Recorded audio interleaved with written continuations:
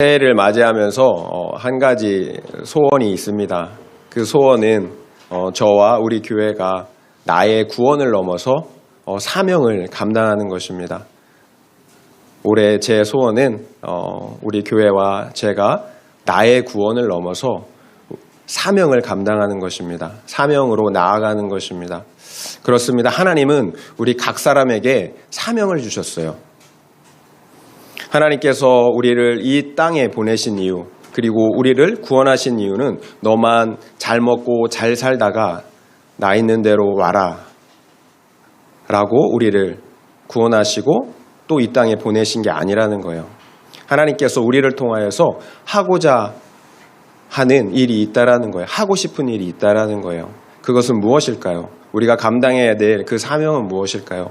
우리가 그랬던 것처럼 죄 가운데 사망 가운데 있는 그 사람들을 예수 믿게 하여서 구원하게 하는 거예요.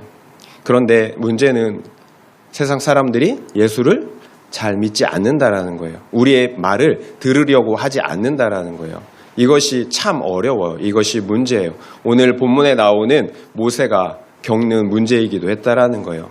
따라서 오늘 저는 본문의 말씀을 통해서 그렇다면 우리가 어떻게 우리의 사명을 감당할 수 있을까? 어떻게 세상 사람들로 하여금 예수 그리스도를 믿게 할 수 있을까라는 관점으로 함께 살펴보면서 은혜를 나누기를 원하는 것입니다.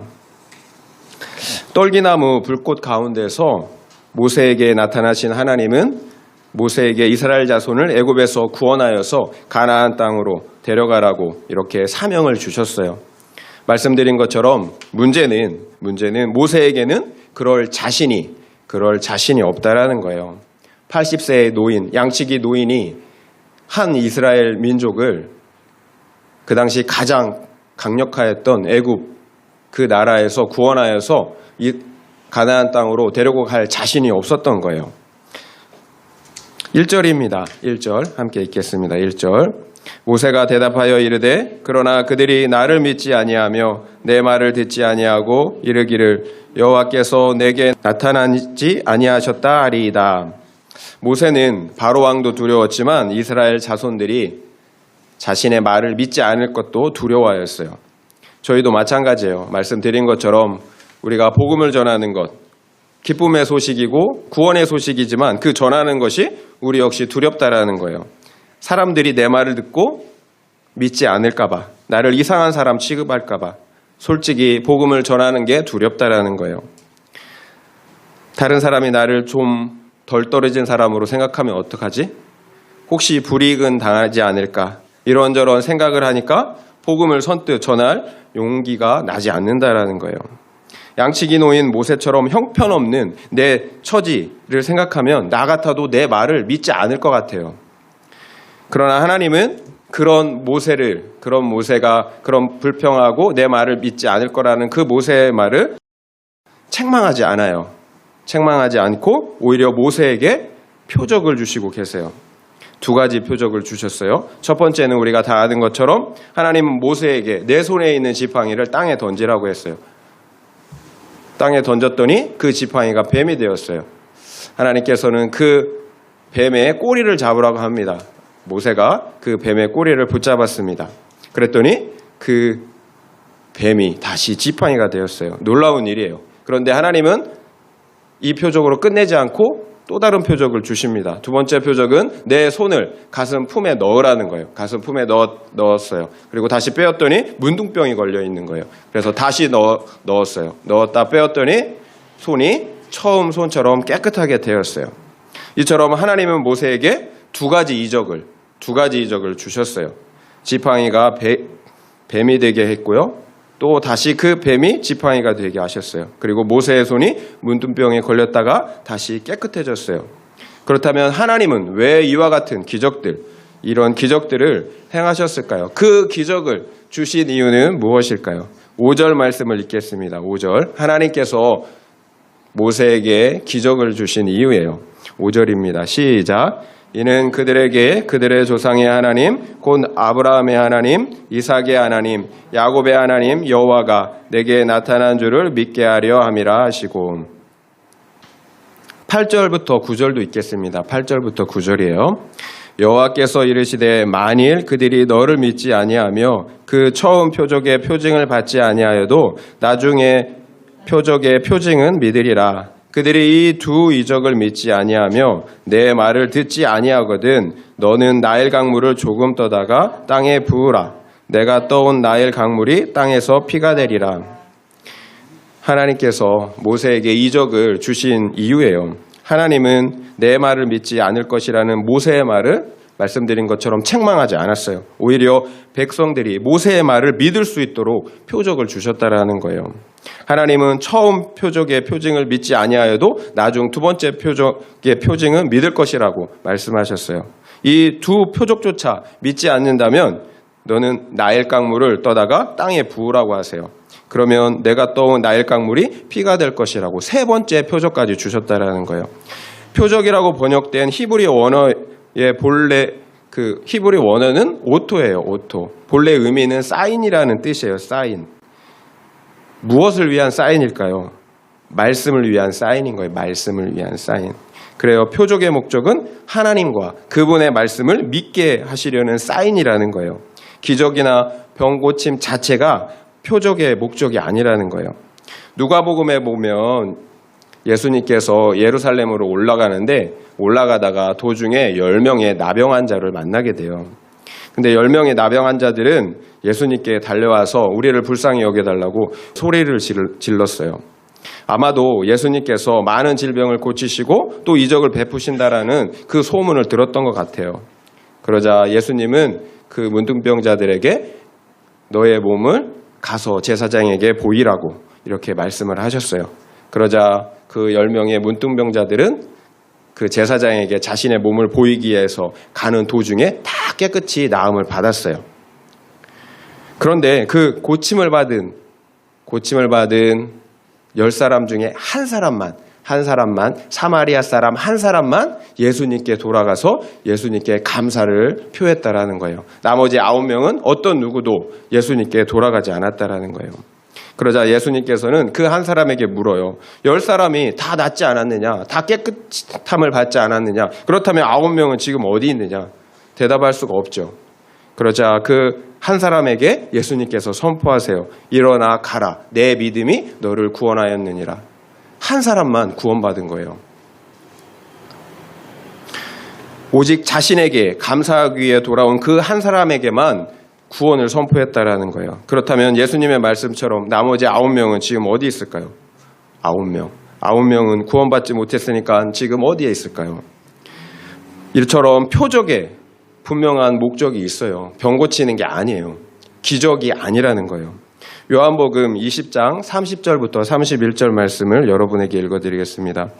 예수께서 제자들 앞에서 이 책에 기록되지 아니한 다른 표적도 많이 행하셨으나 오직 이것을 기록함은 너희로 예수께서 하나님의 아들 그리스도이심을 믿게 하려 함이요 또 너희로 믿고 그 이름을 힘입어 생명을 얻게 하려 함이니라. 많은 표적들이 있는데 이 표적을 기록한 목적이 예수를 믿게 하려는 거래요. 그리고 예수를 믿어 구원을 받게 하려는 것이 표적의 목적이라는 거예요. 모든 이적과 기적 그리고 질병의 치유는 단지 사인이에요. 사인. 예수님을 보여주기 위한 사인이라는 거예요. 예수를 믿도록 그래서 구원받을 수 있도록 하나님이 주신 사인이라는 거예요.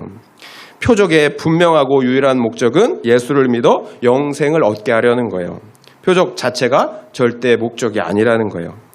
그런데 나병 환자 10명 중에 9명은 예수님께는 아무런 관심이 없었어요. 자신의 필요가 채워지기 전까지는 예수님을 열렬히 찾았어요. 그런데 자신의 필요가 채워지니까 나음을 받으니까 다시는 예수를 찾지 않았다라는 거예요. 이것이 비극이에요. 이것처럼 슬픈 일이 어디 있겠어요. 표적의 목적이 예수를 찾는 것인데 예수를 찾아서 영생을 얻는 것인데 종국에는 예수를 버렸다라는 거예요. 이것처럼 큰 비극이 없는 거죠. 그들 모두는 육적인 질병은 치유받았는지 모르지만 정작 중요한 영원한 죽음에 이르는 영적인 질병은 치유받지 못했다라는 거예요. 여전히 해결받지 못한 죄 가운데 영원한 죽음을 당해했다라는 거예요. 예수님께서 육신을 입고 이 세상에 오신 이유를 모르기 때문이에요. 또 십자가를 지신 이유를 모르기 때문이에요. 그래요. 우리가 예수님이 아니라 표적과 기적에만 관심을 가지는 이유는 우리가 죄인이라는 사실을 인정하지 않기 때문이에요. 문제는 이것이 우리의 모습이라는 거예요. 우리는 재정의 문제, 병고침의 문제, 관계의 문제만 해결되면 다시는 예수를 찾지 않는다라는 사실입니다. 말씀을 보는 일도 소홀히 하고요. 기도도 하지 않습니다. 물론 다 그렇지는 않겠죠. 결국 나의 필요, 나의 문제 해결만 중요하지 정작 하나님을 사랑하지는 않는다라는 거예요. 내가 하나님을 사랑하는가? 이것이 문제예요. 내가 하나님을 사랑하는가? 정말 내가 하나님을 믿는가? 여러분은 인간관계에서 여러분을 이용만 하는 사람들을 어떻게 생각하시고 또 어떻게 하시나요? 여러분을 이용하는 사람들 손절하지 않나요? 손절. 다시는 보지 않잖아요. 그렇다면 하나님은 우리에 대해서 어떻게 하셔야 정당할까요? 우리에 대해서도 손절해야 되지 않을까요? 그러나 하나님은 계속해서 우리가 믿을 수 있는 표적을 주시고 계신다라는 거예요. 왜 하나님께서는 모세에게 첫 번째 표적, 또 두 번째 표적을 주시고 그리고 세 번째 표적까지 준비해 두셨을까요? 표적을 한 번만 주시면 충분하지 않았을까요? 이스라엘 백성들의 완악함과 연약함을 아시기 때문이에요. 안 믿는다고 하니까 믿을 때까지 계속해서 믿을 수 있는 표적을 주시는 거예요. 사랑하시기 때문에 우리를 설득하시는 거예요. 하나님이 믿을 수 있도록 설득하시는 거예요. 우리 역시 마찬가지예요. 하나님은 우리에게 계속해서 표적을 주세요. 제발 믿으라고 증거를 주시는 거예요. 그것이 우리의 병고침일 수도 있고요. 우리의 삶 속에서 나타나는 수많은 이적과 기적들일 수도 있어요. 왜 그러실까요? 이스라엘 백성이 그랬던 것처럼 우리 역시 완악하기 때문에 그래요. 우리 역시 연약하기 때문에 그래요. 하나님은 그 사실을 알고 계세요. 그래서 말씀을 믿지 못할 우리들을 아시고 믿을 수밖에 없는 표적을 주시는 거예요. 우리 인생 가운데 믿을 수밖에 없는 이적들, 기적들을 주시는 거예요. 믿으라고 제발. 그럼에도 우리가 여전히 하나님과 그분의 말씀을 믿지 못한다면 그것은 하나님의 책임일까요? 아니면 우리의 책임일까요? 우리가 하나님께 관심이 없기 때문이에요. 하나님을 사랑하지 않기 때문이에요. 오직 우리는 무엇에만 관심이 있냐면 우리의 필요에만 관심이 있어요. 표적에만 관심이 있다라는 거예요. 결국 나의 삶 가운데 이적과 표적들을 주셨다면 우리는 결코 자랑해서는 안 되는 거예요. 많은 표적과 이적이 있다면 좋은 믿음이 아닌 거예요. 얼마나 믿음이 없으면. 그래서 하나님의 말씀을 믿지 않으면 계속해서 표적을 주시겠어요. 언제고 하나님께서 주시는 표적의 목적은 하나님과 그분의 말씀을 믿는 거예요. 그래서 그 하나님께 더 가까이 가는 거예요. 그래서 하나님을 믿고 말씀을 믿는다면 충분한 거예요. 더 이상 우리에게 표적을 주실 필요가 없다라는 거예요. 우리가 말씀을 잘 믿는다면.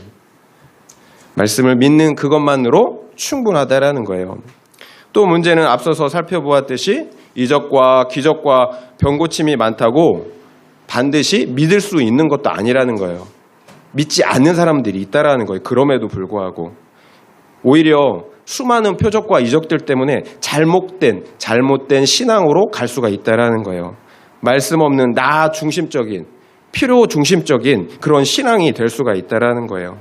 표적과 이적에만 집착하는 어린이 신앙이 될 수가 있다라는 거예요.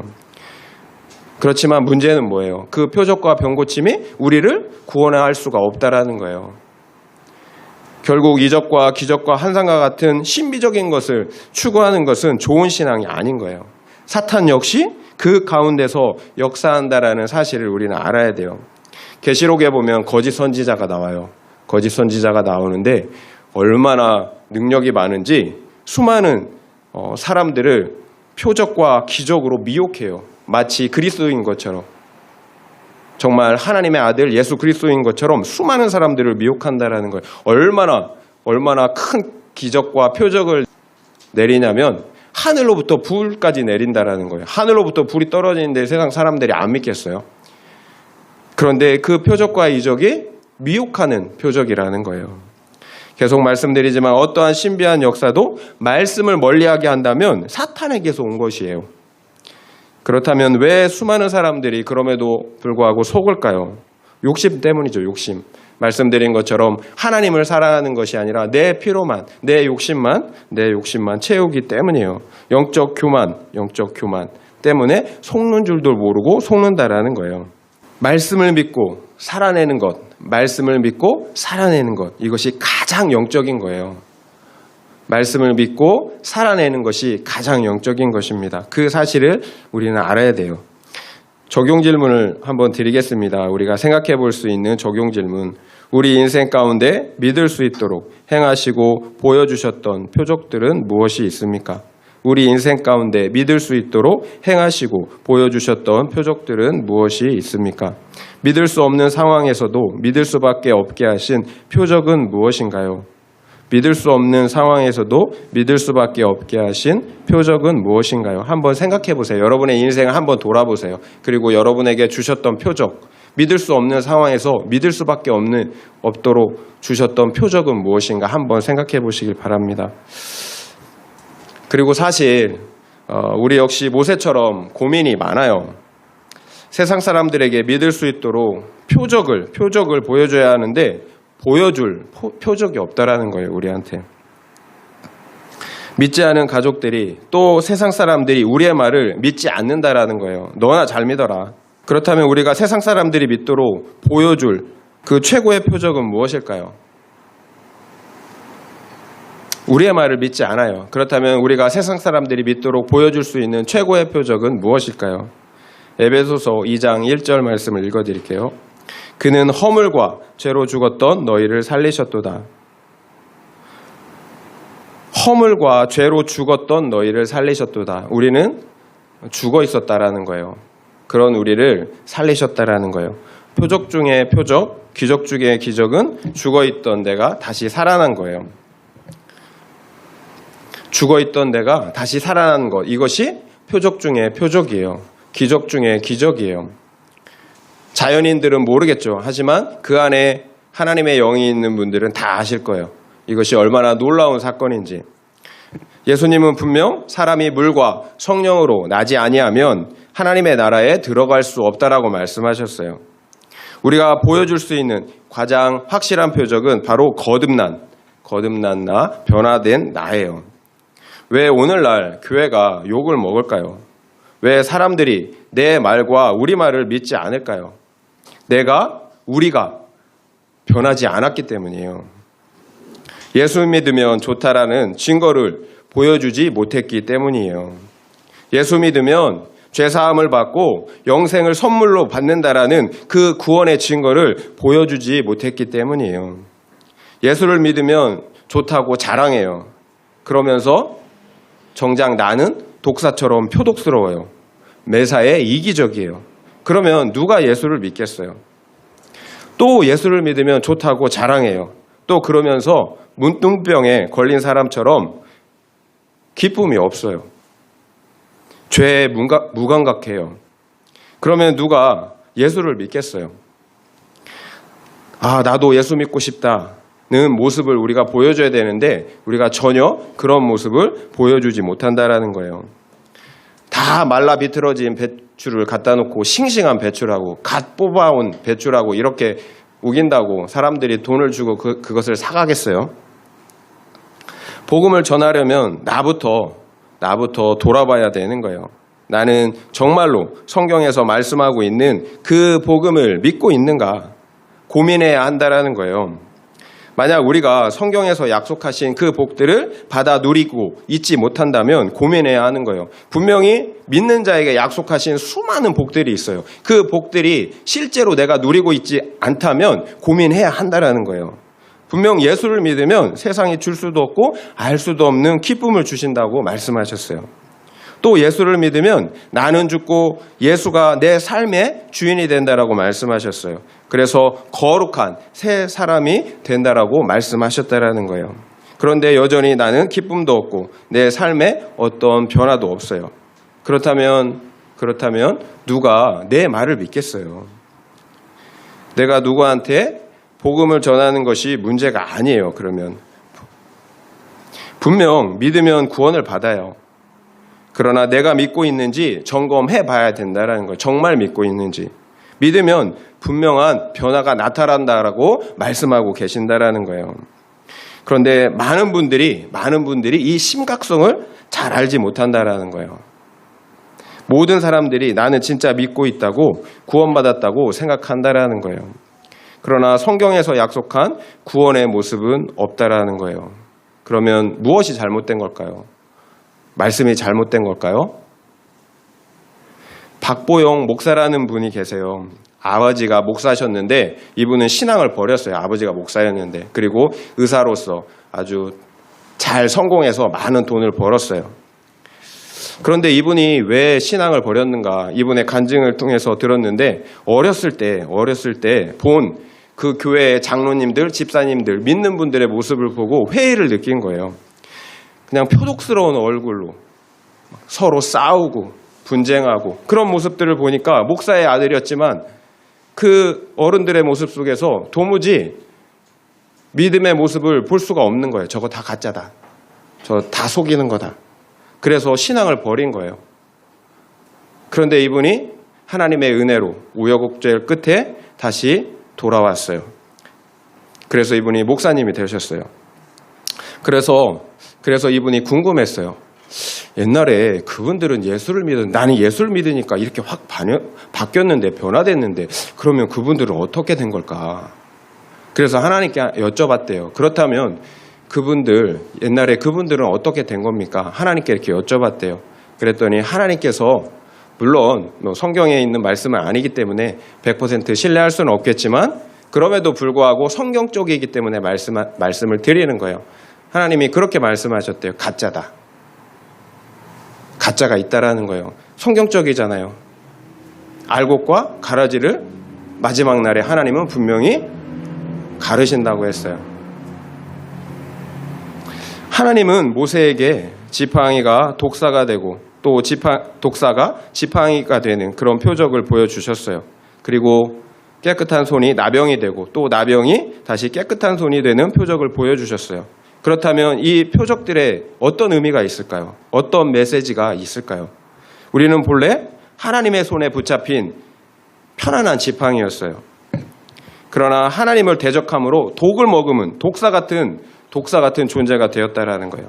그런데 하나님은 그런 독사 같은 우리를 다시 하나님의 손에 붙잡혀 편안하게 사용될 지팡이처럼 회복시켜 주신다라는 거예요. 이게 구원의 사건인 거예요. 마찬가지로 우리는 하나님의 형상을 가진 존재로 창조되었어요. 그러나 나병처럼 더러운 존재, 죄에 대해서 전혀 무감각한 그런 존재가 되고 말았다라는 거예요. 결국 구원은 나병에 걸린 우리를 다시 처음 창조된 거룩한 상태로 회복시켜 주시는 거예요. 그냥 구원받았다, 죄 사함 받았다, 선포되는 것을 끝나는 게 아니라는 거예요. 처음 창조된 모습으로 회복되는 것, 이것이 구원의 모습이라는 거예요. 그래요, 믿는다는 것, 그래서 구원받는다라는 것은 본래의 창조된 모습으로 회복되는 거예요.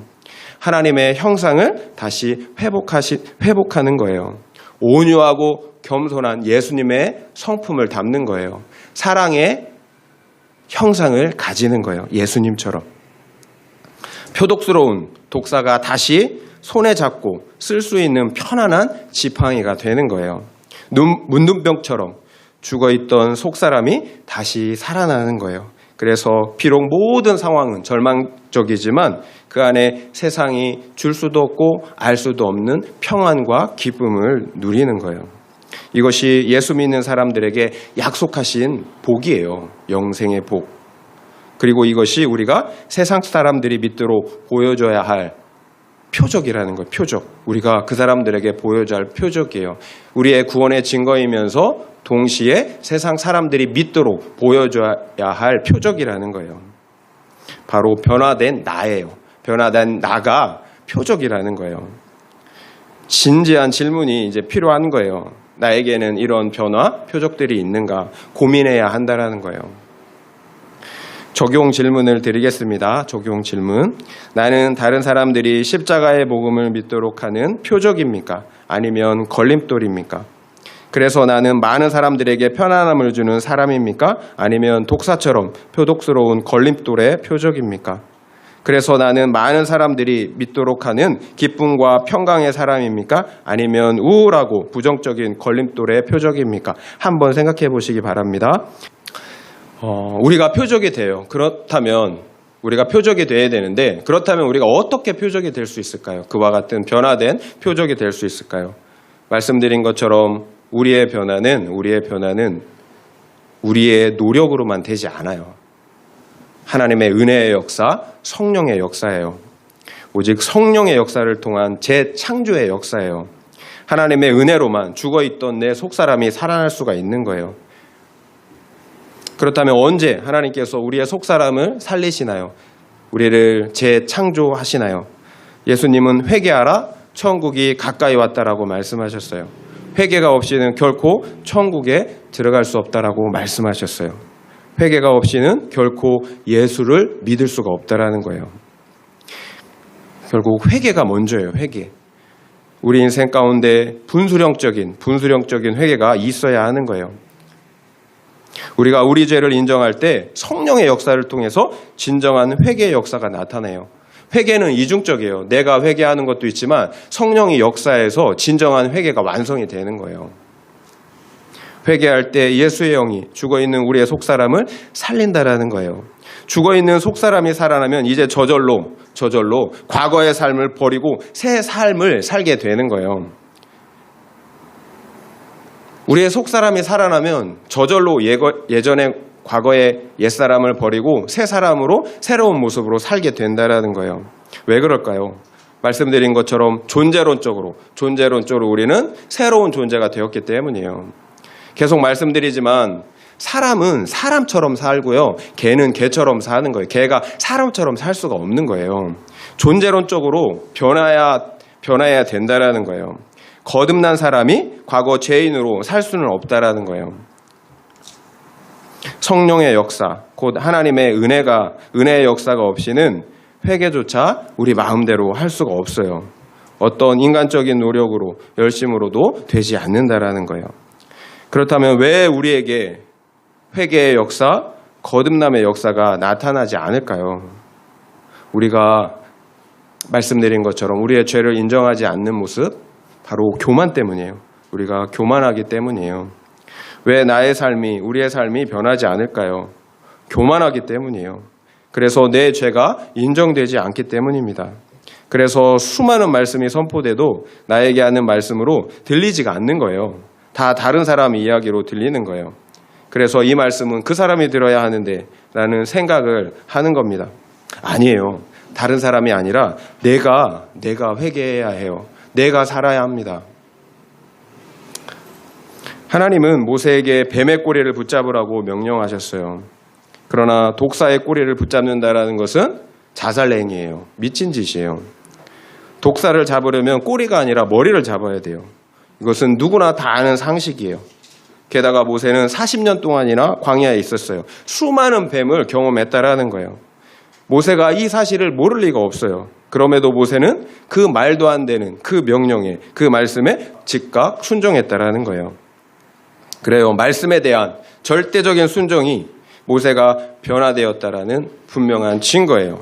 그 죽어있던 속사람이 살아나지 않았다면 결코 그와 같은 불합리한 명령에 순종할 수가 없기 때문이에요. 말씀에 대한 순종이 모세가 회개하고 거듭났다라는 분명한 증거라는 거예요. 나는 죽고 예수가 내 삶의 주인이라는 분명한 증거라는 거예요. 그렇다면 우리는 어떤가요? 우리는 하나님의 모든 말씀을 믿고 순종하십니까? 아니면 내가 받아들일 수 있는 말씀은 받아들이지만 내 생각과 다르다면, 불합리하다면 배척하고 있습니까? 말씀에 대한 절대적인 순종이 구원받은 우리의 믿음의 증거이지만 동시에 다른 사람들이 보고 믿을 수 있는 확실한 표적이에요. 그 사실을 우리는 알아야 합니다. 말씀에 대한 순종이 우리가 변화되었다라는 분명한 증거이면서 우리가 세상 사람들에게 보여줘야 될 표적이라는 거예요. 그러나 동시에 말씀을 믿고 순종하는 삶을 살아갈 때 우리가 변화되어 간다는 사실도 진리예요.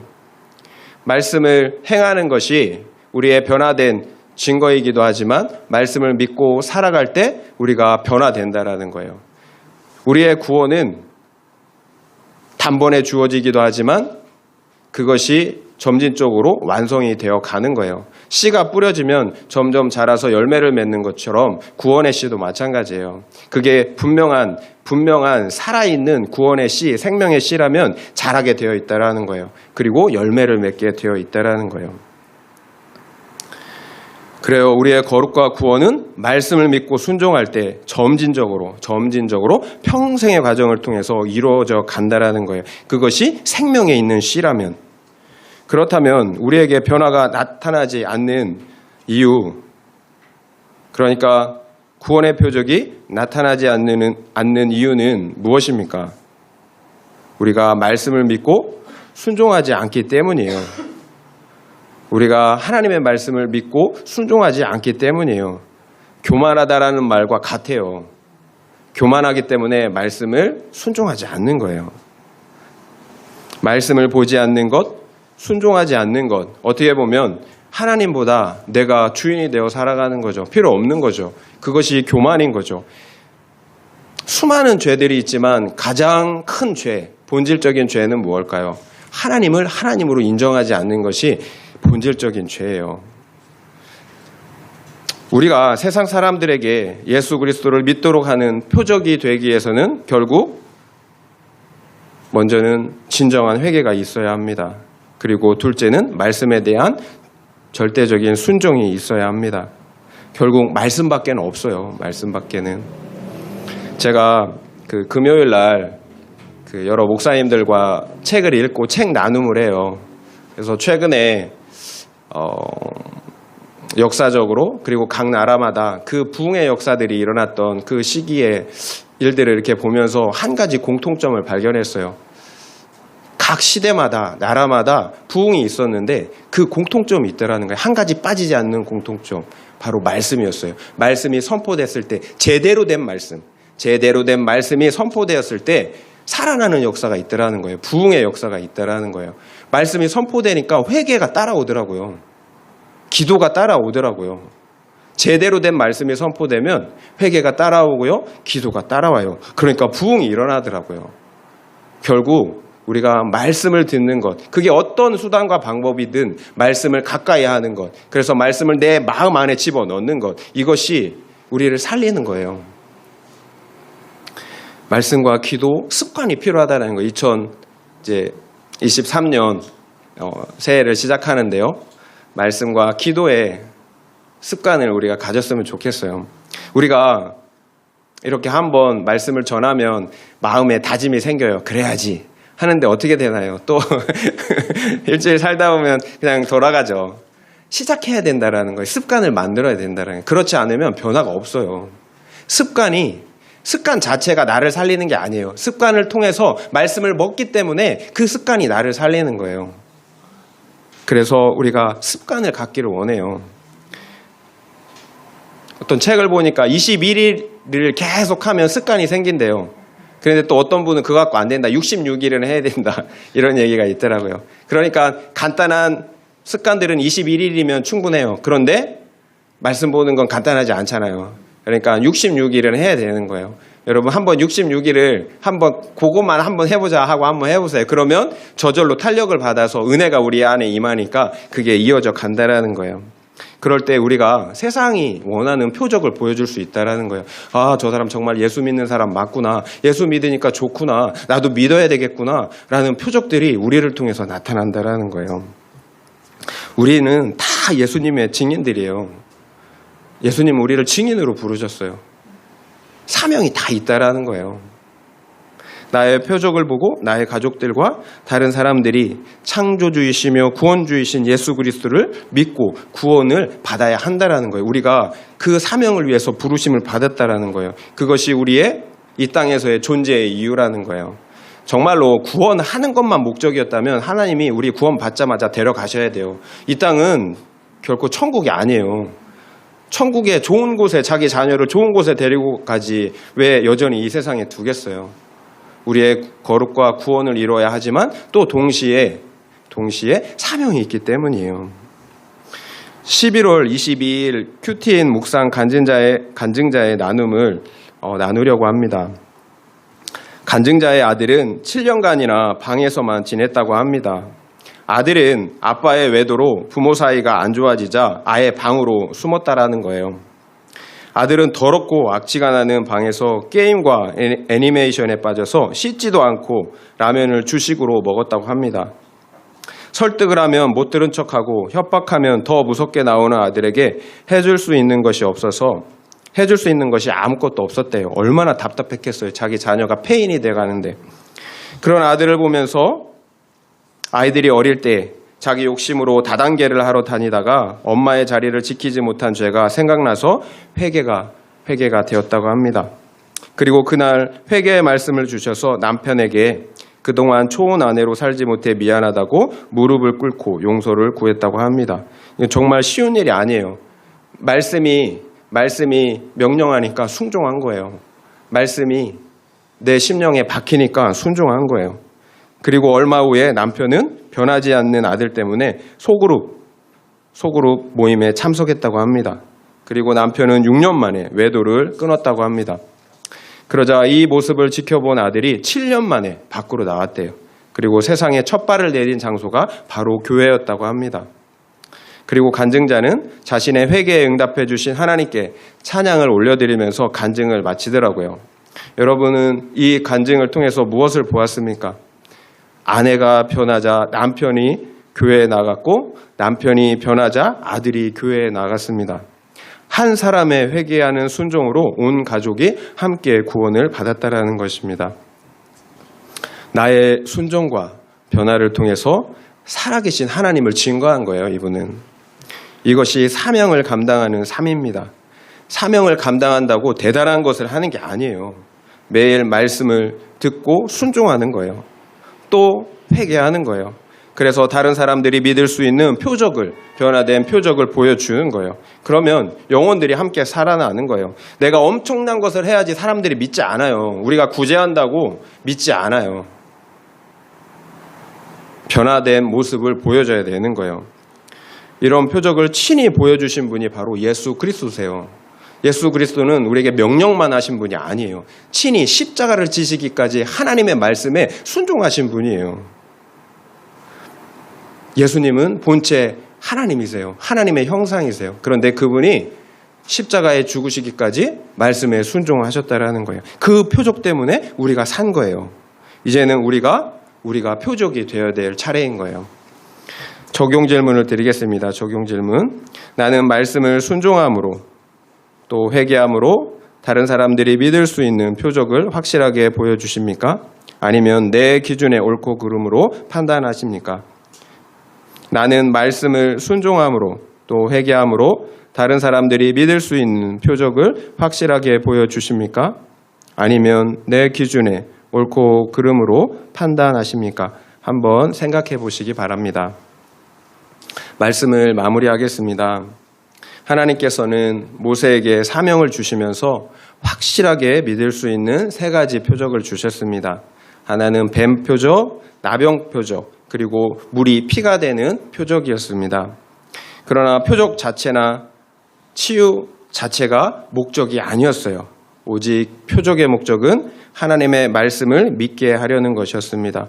그래서 구원을 받게 하려는 것입니다. 그렇습니다. 아무리 많은 표적, 대단한 표적이 있다 할지라도 믿지 않는다면 아무 유익이 없습니다. 표적의 목적은 예수를 믿어 구원을 받게 하는 것입니다. 이것이 유일한 표적이에요. 여러분의 인생 가운데 그 표적 때문에 예수를 믿고 구원을 받았다면 여러분은 그 표적의 목적대로 여러분 다 한 거예요. 마찬가지로 하나님은 우리에게 확실한 표적을 주셨어요. 모세에게 확실한 표적을 주신 것처럼 우리에게도 확실한 표적을 주셨습니다. 그 표적을 가지고 영원 구원의 사명을 감당하라고 우리에게 말씀하고 계시는 거예요. 바로 변화된 우리, 새롭게 창조된 우리가 그 표적이에요.